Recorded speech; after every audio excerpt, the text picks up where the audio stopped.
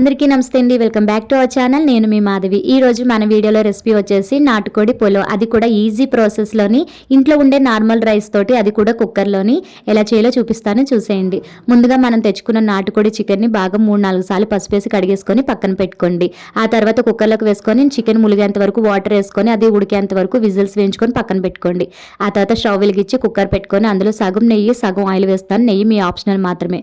Whole garam masala కూడా ఇందులో deep fry చేసేసుకొని తర్వాత మనం ముందుగా పొడవుగా కట్ చేసుకున్న ఆనియన్స్ని కూడా బ్రౌన్ కలర్ వచ్చేంత వరకు మగ్గబెట్టండి. ఆ తర్వాత వరుసగా టొమాటో, చిల్లీస్, రుచికి సరిపడగా ఉప్పు, ఫ్రెష్గా దంచి పెట్టుకున్న అల్లం వెల్లుల్లి పేస్ట్ ఇవన్నీ బాగా మగ్గిన తర్వాత ముందుగా ఉడికించి పెట్టుకున్న నాటుకోడిని కూడా ఇందులో వేసేసుకోండి. కొద్దిగా గరం మసాలా పౌడర్ వేసుకొని అన్ని సరిపోయో లేదో టేస్ట్ చూసుకోండి.